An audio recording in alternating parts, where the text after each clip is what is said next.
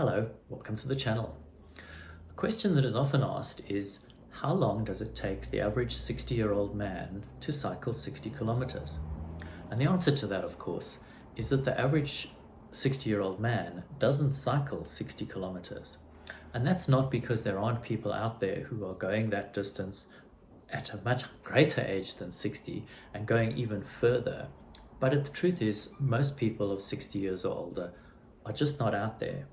For a real cyclist, 60 kilometers is not a challenge, but for me, that's a distance that I've never actually ridden. With that awareness, it would have been very easy for me not to make this video. People love to watch the epic adventures, the ones that really grab you when you see the thumbnail. But quite honestly, I'm not ready to cycle all the way to Glasgow this weekend. However, I do understand that everyone is on their own journey. We're all different. So although this video is about me doing something that is not that spectacular, it's still a stretch for me. I will be nervous at the start because I'm not sure that I can actually ride 60 kilometers. But that's what this is really all about. I want to be stretching myself. Every time I get a little bit better at something, it inspires me to take on the next challenge. I think that is what life is actually all about. I started cycling in my mid-40s. And for the first couple of years, I think I made fairly good progress. From my first ride, where I think I went about 10 kilometers and got back really broken, I got to the point where I was riding 40 kilometers fairly regularly, and I even did the odd fun ride up to 50 kilometers. But I've never been further than that. In the last 5 years or so, my rides have been limited to about an hour each. And although I am doing that fairly regularly, particularly this year since I've started trying to bring my weight down and improve my blood pressure, I don't cycle more than an hour at a time, and that is about 26, 27 kilometers maybe. So here I am at 60 years of age, and 60 kilometers is a bit of a challenge for me. I don't know if I can do it. I don't know if I have the endurance. Cycling's not quite as bad as golf, where you need several hours to have a round of golf. Cycling can be done in an hour like I do it. But if you want to go on the longer rides, it definitely takes more time, and that's something that I don't have a lot of during my cycling times. I haven't trained for a 60 kilometer ride, but apart from the training, I have given it some thought. So I've mapped out a route, courtesy of a site called Ride with GPS, which was quite helpful. It's a circular route. I'm going to do 2 laps. One lap is about 32 kilometers, so just a little bit further than I planned on going, but that's okay. The downside of the route that I'm going to be following is that there's 366 meters of climbing on each lap. So that's a bit more than I had in mind, and I'm really not sure if I'm up for it, but I'm going to give it my best go. I am gravitationally impaired, so the hills are a challenge for me. Since the route will include a stretch of about 12 kilometers or so on each lap that is on an A road, I'm going to start nice and early in the morning. My plan is to head out at about 6 a.m. so that I can get home soon after 8 and be out of the way of the cars once the traffic starts to build. On my normal 1-hour ride, I usually only take a bottle of water, and I don't even finish that. But for this ride, given that I'm expecting it to take about 2.5 hours, I am going to need some fuel to keep me going. I plan to take 2 bottles with me, one of which will have plain water in, and the other one I'm going to put some of this Lucozade Sport in it, which is apparently an isotonic sports drink, which has both carbohydrates and electrolytes in it, so that sounds fancy. I also have a Huel Complete Nutrition Bar, which apparently, according to the label, is high in protein, has 26 vitamins and minerals, and it's low in sugar. A bar of this size has 15 grams of protein in it, so that sounds good. And then in case I break down, have to spend the night on the side of the road, I have a full chocolate cappuccino vitamin and protein bar, which also is high in protein, low in sugar, and it has 9 vitamins in it. And this one, which is the same size bar as the Huel, this one has 20 grams of protein in it. So I should have more than enough protein and vitamins and whatever else these things contain. I ride my bicycle a couple of times a week, so there's not much I'm going to need to do on this to prepare it. I'll obviously make sure that the chain's lubed, the tyres pumped, my lights are charged. I do have a saddlebag which contains the basic puncture repair kit, and I will also mount a camera or two, but I'm not quite sure how I'm going to do that yet. Apart from that, I think all I have to do is get a good night's sleep and I'm ready to go. Good morning. I'm outside the Devonshire Dumpling, which is a good landmark, a good place to start my ride. It's just before 6 o'clock on a Sunday morning, and I'm heading out to attempt my 60 kilometers. Hopefully it goes well. I'm going to start slowly. It's nice and quiet, a little bit overcast, tiny bit misty, but not dangerous, so it should all be good. Hopefully it'll be a fun ride. Let's see how it goes.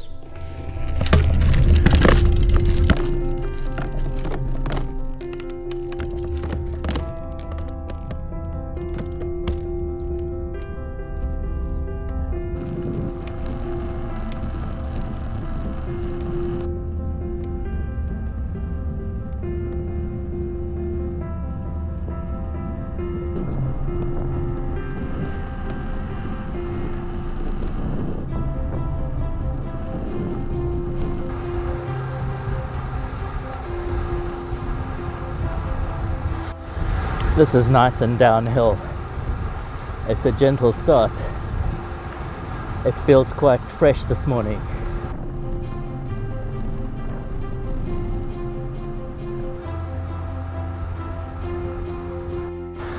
This is probably a ride where I can drive myself mad with data. I need intermittent checks rather than data all the time.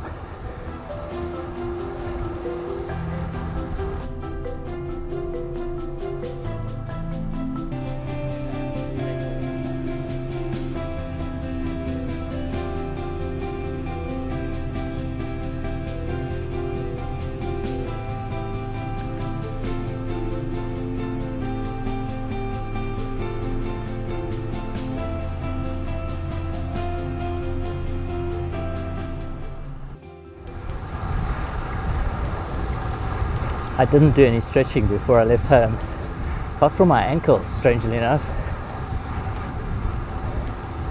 I think I should have warmed up my glutes, stretched my back a bit. Too late now.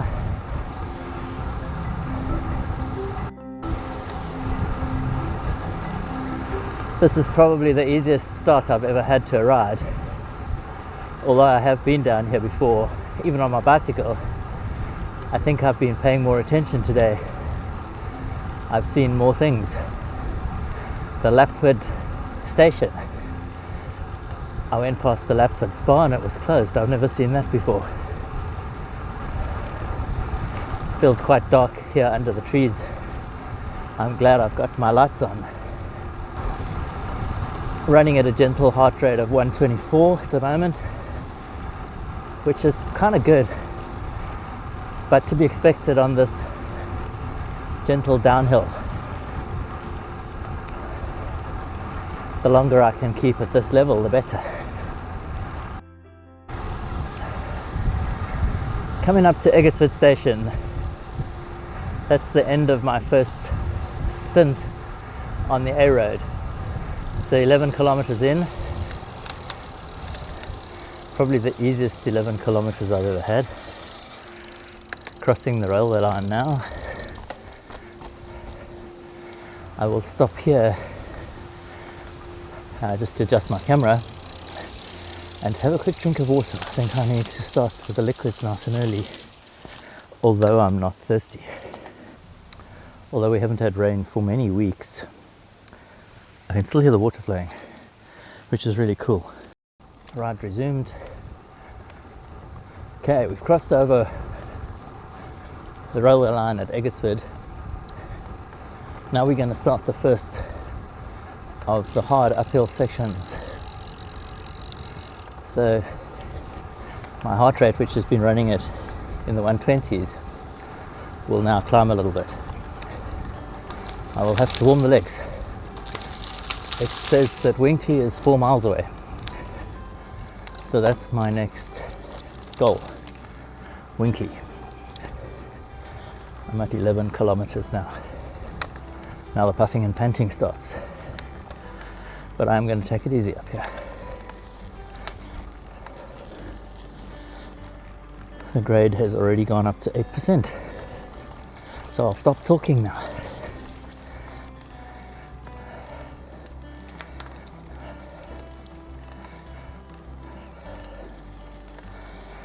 I am keeping it nice and slow. I'm at the top of the hill. It's only 1.3 kilometers, but it's always been quite hectic. Today was the easiest I think it's ever been. My heart rate pretty much stayed in zone 3. I really kept it nice and slow. And now I'll do the same as I get into this next section towards Wemworthy. But it's quite a lot of ups and downs, and it's easy to push hard and use up a lot of energy, which is exactly what I'm not going to be doing. I'll keep it nice and gentle. Coming into Wemworthy, I think it really must help that I've lost some weight. Hopefully that's what makes this ride achievable.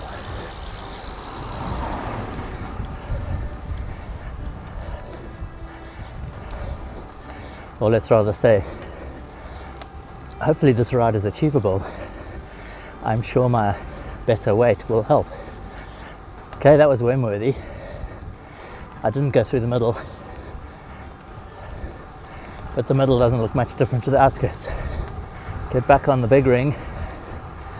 Time to recover a little bit of average speed if I can.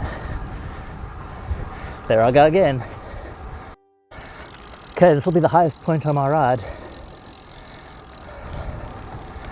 Heart rate staying nice and low.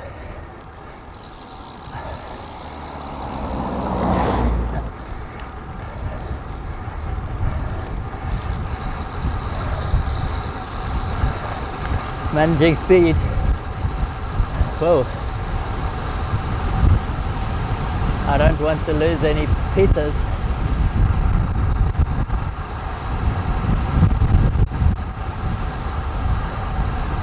But I do want to use the hill.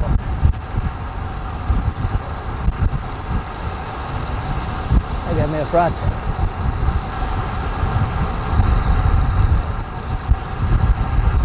"50 kilometers an hour.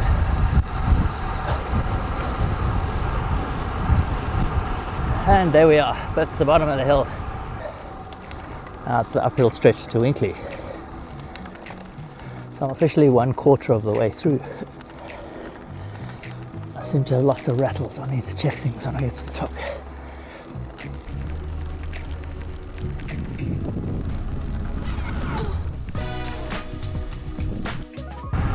21 kilometers in.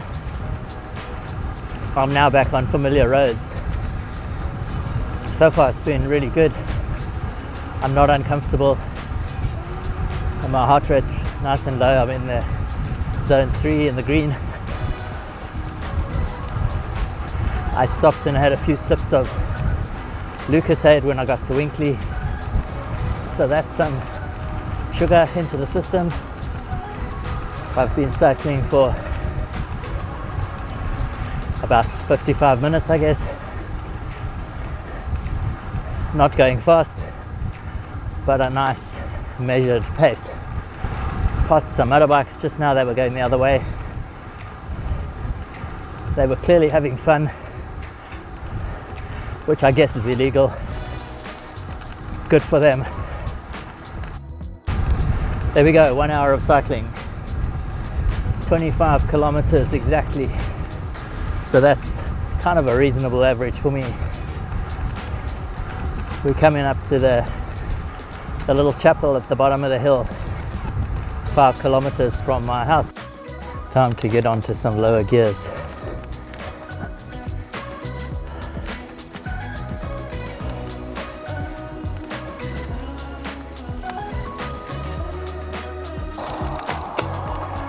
Finished lap 1, 30 kilometers in. Just stopped for some Mars bar.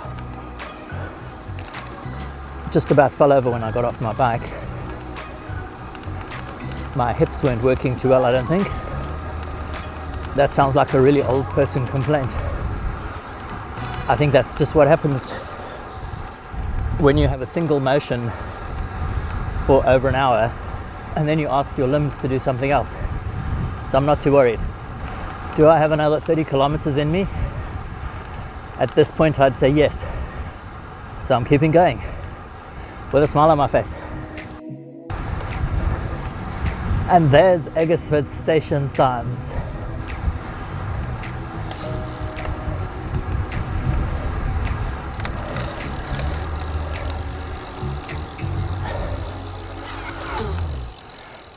Stopping now to cross the railway line again. Second time today. Doing well. Okay, I'm going to stop here again for some sustenance.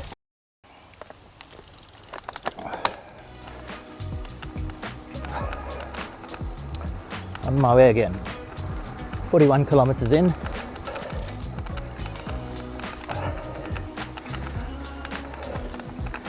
.9% here, but it's not that hard all the way up. It goes down a bit.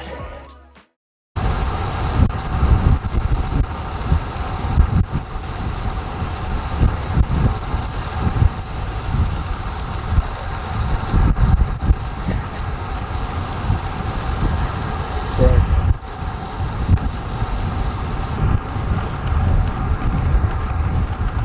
That's the bottom. And now we're up the hill to Winkley. I'm back on the road towards the Devonshire Dumpling, and I've just hit the 50 kilometer mark, which is pretty good. So from here on out, I'm in uncharted territory, as it were. The good news is I'm still feeling good, still feeling strong. The hills that remain are not too bad. I should do this. I'm back at the Ella Bridge Chapel, doing the hill. I stopped to change cameras. The battery on my other one is flat. Okay, we're into the last stretches. 56.2 kilometers.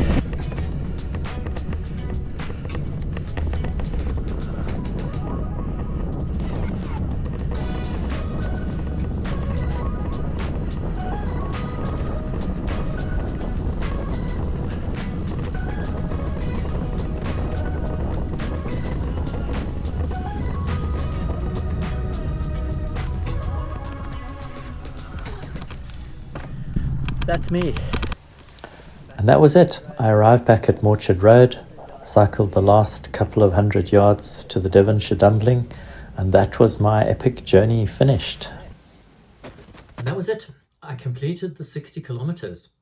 The actual distance covered was slightly less than I'd originally anticipated. I think the route that I mapped out before I left would have taken me into the village of Winkley, whereas I turned at the intersection just outside Winkley.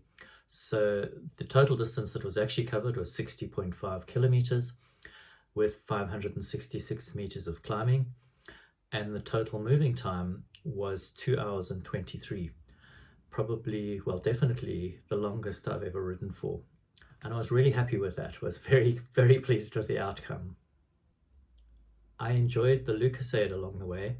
That worked well. It was tasty, and I think it did help me feel better. I also had a Mars bar. I was advised that the carbs were a good thing to have along the way, and I enjoyed the Mars bar, I always do, and it was welcome on the ride.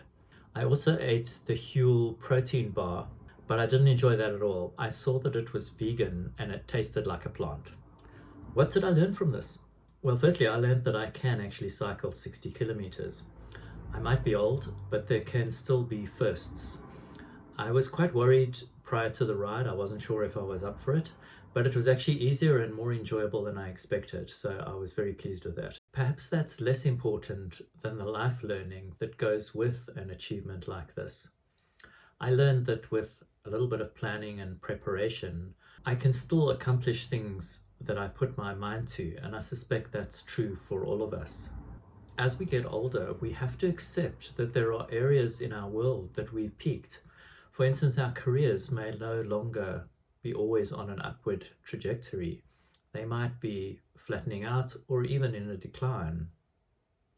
From a physical perspective, we have to accept that at some point we're not going to be as strong or as fast or as agile as we were when we were younger. For men, that challenge is always, or often is, hair loss. Eyesight is probably one of the first things that we notice changing as we get older. It becomes more difficult to read close up. Our vision changes and we're no longer able to read menus and things close up. And eventually we stop fighting it and we accept that we have to carry reading glasses with us. But it's certainly not all doom and gloom. If we look after ourselves, there's no reason why we can't still be achieving new firsts, and we have to carry on doing exactly that. And then another thought. What if I hadn't managed to complete the 60-kilometer ride? What would that mean for me? Would that mean that I'd failed? Well, yes, I would have failed in that specific objective, but I guess my response to that failure would be the important aspect. Do I try it again? Do I try and train and prepare better and then go out and do it again? Perhaps I never achieve it. That's also okay, as long as you give it your best shot. It is always good to know our limits. You don't want to be banging your head against a brick wall. Some of life's challenges are really not easy. There are times when we can't see our way through or around an obstacle. But if we want something badly enough, with a little bit of effort and thought, planning and preparation, there are many things that we can still achieve and we can surprise ourselves. The important thing is not to stand still. Thank you for watching.